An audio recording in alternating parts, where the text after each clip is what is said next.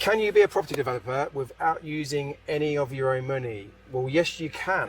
So some people say it can't be done, but I'm here with Tom, who's on his development site of 3 barn conversions, who is going to tell you exactly how he did it. So, Tom, here we are, stood on your site. A lovely sunny day down here in Somerset. And a question I get asked or told a lot is that you cannot do developments without your own money. You have to put your own money in. But look, you've been through this process, and here we are stood on your site. So there's normally 2 parts: is equity for the purchase, and then there's the funding for the actual build and all the costs and professional fees, etc., etc. So let's start with the equity.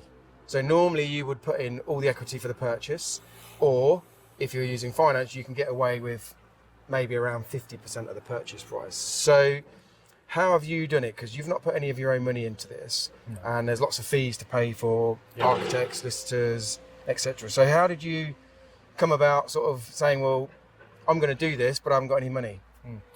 Well, I knew after doing your course that we could use other people's money. So I looked for the site, got the site agreed, accepted, and then I just... So that's a big thing, so I'll just put you up on that, because again, with a lot of this stuff is mental blocks and mindset and self-belief and other people doubting you. You know, you've actually gone and put an offer on a site where you haven't got the money. Yeah. You know, that's a big thing. Like to say, well, if it gets accepted, then what do I do? You know, most people would panic and not even have that, have that ability to even put that offer forward. They'd be like, when I get the money, I'll go out and start looking for the property. You've actually done it the opposite way around. Yeah. You're finding the deal, get that accepted, and then you'll find the money afterwards. Yeah. So that's quite a powerful thing for you to do, but also for people to watch in this video, for them to get their heads around, because that's the difference between you doing this and not. I'll find the money, but at first I need to find the deal. And I suppose the other thing is, a lot of people think when they get the money they'll go and find the deal.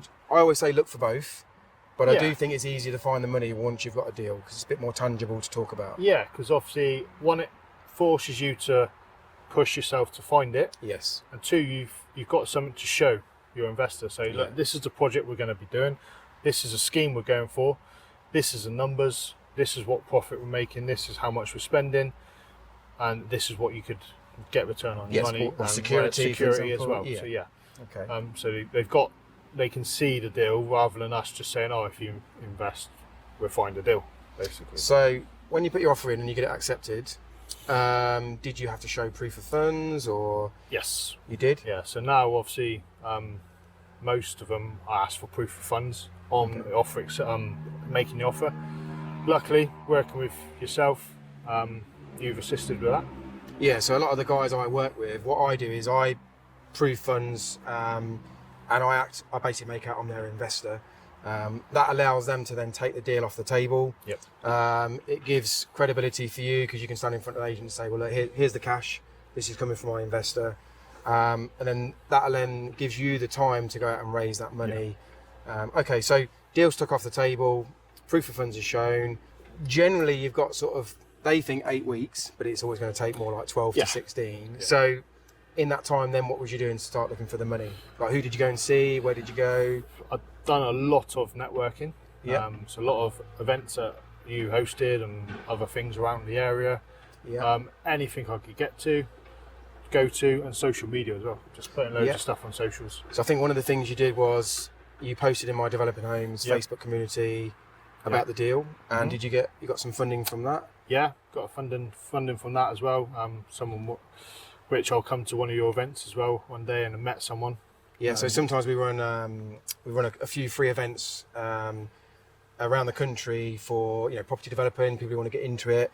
Tom came down, and I think you just spoke on stage about this deal, I think, wasn't it? Yeah, it was. Yeah, and then literally that deal, and someone come up to me afterwards and said, "Love to talk." Yeah. So just like we're here having a chat now, you came up on stage. We talked about how you found the deal, and people sitting in the audience are watching Tom, thinking, "Well, you know what? I'd like to get involved, and I've got some money sitting in the bank." So yeah, you raised some investment from that, and I'm right in thinking that one of those investors was happy to put the money in for you to pay for like architects, legal fees. Yeah.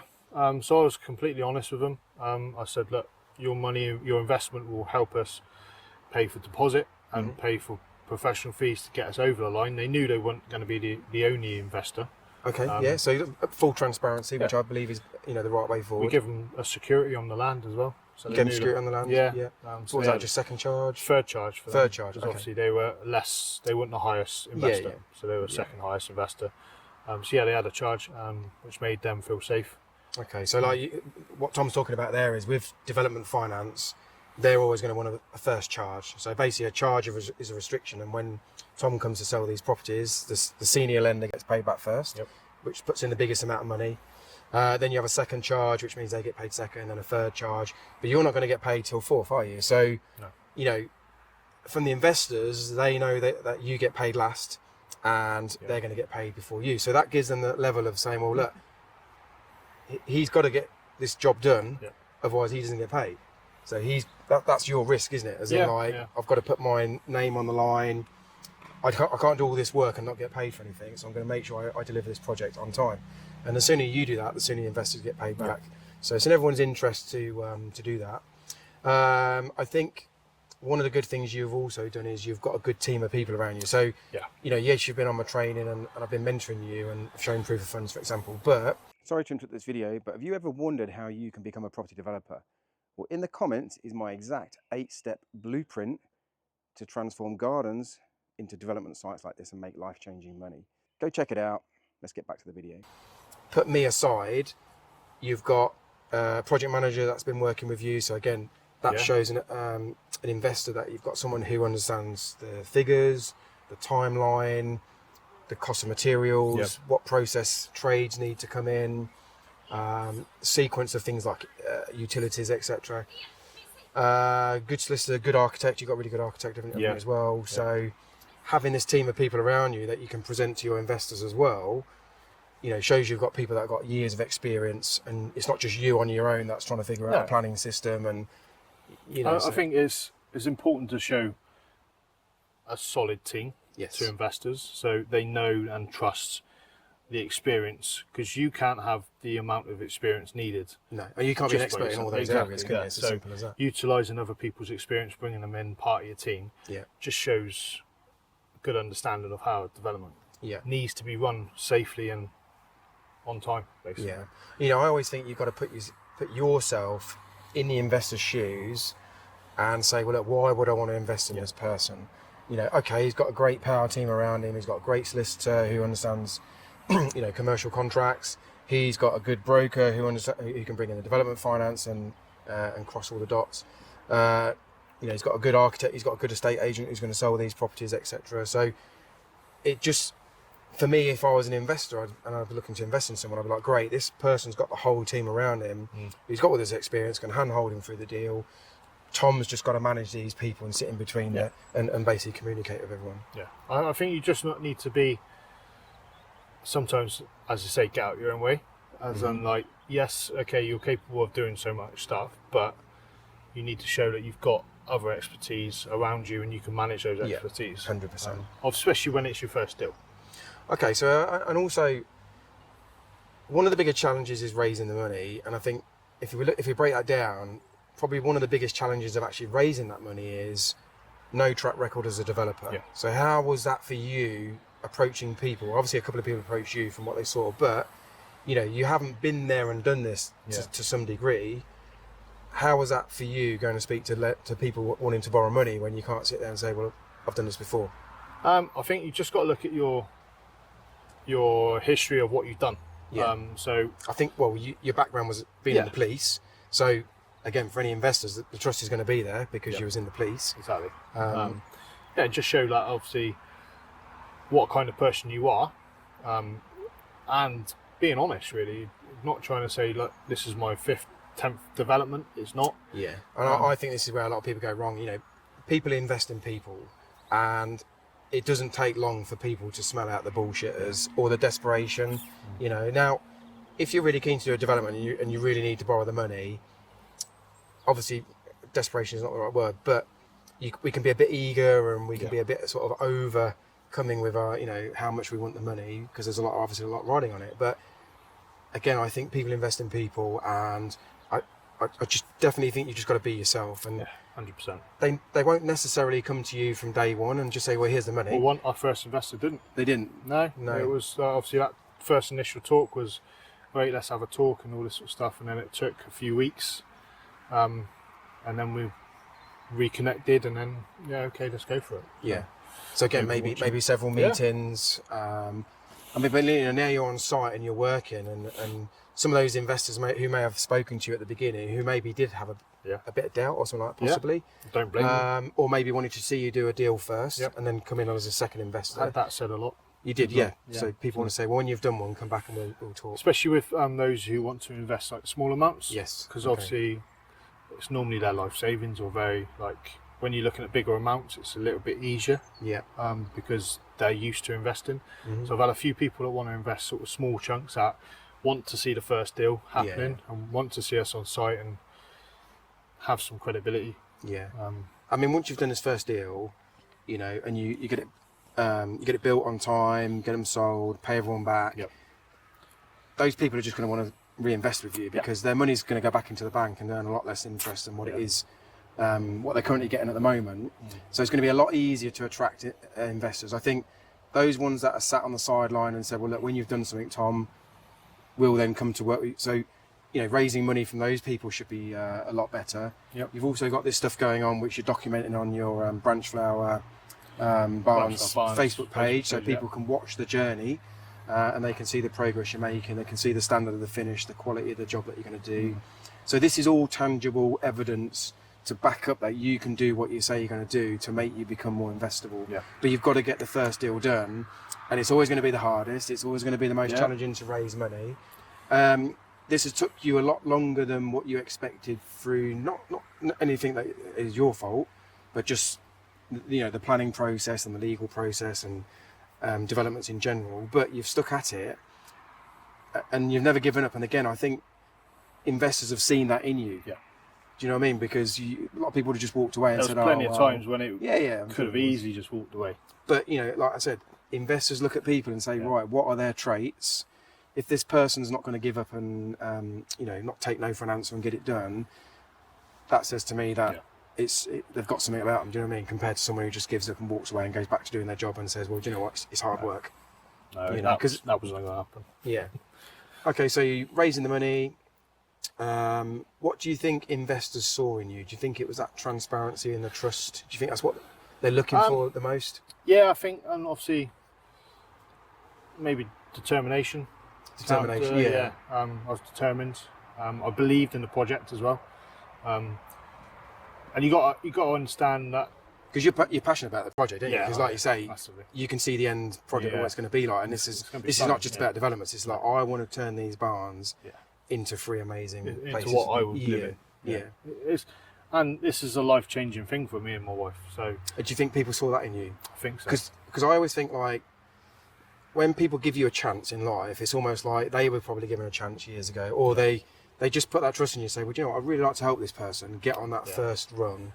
I was taught this from a developer that I worked for years ago, where he would come out and could be chucking down the rain, and he would come out and unload a lorry of bags, and he was a multi-millionaire, didn't have to do that. But for me, I looked up at that person and thought, well, do you know what, if he's like that, that's how I want to be. And now I give people a lot of chances as well. I help a lot of people, give them the chance to prove themselves, and most people rise up to that. Yeah, I mean, that chance. It's a lot of people think like this sort of opportunity gets gifted. It's a lot of work. You've got to put in a lot of work and determination. But you've offered me a lot of guidance. Yeah. And obviously working with Richard as well. But you've showed me like ways to do around it, which is one, more cost effective, cheaper, and you've ultimately said, look, it's going to be hard work. And I think too many people think it's a get rich quick scheme, which is not. It's a get rich slowly scheme, it but is, you do get pretty rich from developing. It's the most lucrative way of doing it. Yeah, and like you say, one deal, it's life changing. A lot of work, but it's one deal. You're going to be doing a lot of work in your landscaping business, and for the tradesmen that are out there slaving away, on the trail or you're working busy anyway. You might as well be working busy on your own job. Well, this You know, profits from this will probably be about 6 years worth of police wages. yeah, so in 9 months. So, Yeah, so- you know, and that just puts it into context, doesn't it? So what advice would you give to somebody who is maybe wanting to raise some money to get into, you know, or struggle, or doesn't think they can raise the money? That's the other thing as well. Belief, like Yeah. believe in yourself that you can do it. Yeah. And just don't stop until you've done it. Go to those events. If you think, oh, maybe next week, no, go Yeah. to it. I've travelled a lot of miles. You have, yeah. I mean, I'll come down here over 4 hours a day, and like you say, you've been over to my neck of the woods and spoke on Many stage. times, yeah. Up and back in the day. Been to London on your events Yeah. as well. Been to other events. So I've done a lot of miles. Yeah. But it's necessary. I think it's that thing, you know, you get out what you put in, Yeah. and if you're prepared to put in the work up front, it pays you very good later on. And you know, this anybody can do what you're doing, Yep. if they put in the work and go for it. I mean, I'm about to speak at a networking event in a couple of weeks. You know, networking is really good. You've got to get yourself out there. You've been working on your social media as well, and as well. So, and like you say, you've set a separate page up for that. So, social media is a good way to attract investors, because they will watch you for a while. And this is what I think people don't understand. They think they can just put a post out and all of a sudden say, well, can you lend me 50,000 or 100,000? Yeah. It doesn't work like that. No. You know, people are going to watch your Branch Flower Barnes Facebook page, and they will see the rate that this will progress. Like I say, they'll see the quality, and they'll be like, well, I wouldn't mind getting involved in Tom's next project, which you've got another project for 4 new builds. I've had a lot of people, when we completed on this one, put up a post, and a few people messaged me and said, I've been watching your journey. Yeah, they watch. Yeah, Congratulations. Yeah. Looking forward to watching the process. So even people So are that's like, oh, didn't know that, but it's really good. Sorry for interrupting the video, but just bear with me for a few seconds. I would love you to subscribe to the channel, because it really helps us grow, and we've got loads of videos coming up to help you pick up the keys to your Lamborghini for doing developments like this. So check out the videos coming, and you don't want to miss them, so make sure you subscribe. Okay, so networking, be yourself. Yep. Dedication. Dedication. I think you've got to show people that you want this for lots of reasons. And I'd say communication is probably another good thing. Yeah. You know, I think if someone says they don't want to invest now, don't treat that as a dead end. Just say this isn't the right time now, but they'll probably sit back and watch this development and want to invest a second time. Yeah, now. So I'd say never get, because too many people, if an investor doesn't feel it's the right time, it's just not the right time. It's just not the right time. But don't try and burn bridges. Like I've had it many times where we've spoke to people and it's not the right time, but it's fine. They've come back eventually and said, actually, no. I mean, one thing I've noticed, obviously I work with a lot of people like yourself, and they go out and raise money. The money comes from the least person you will expect it from. So they don't look like they've got money. They don't act like they've got money. Yeah, very true.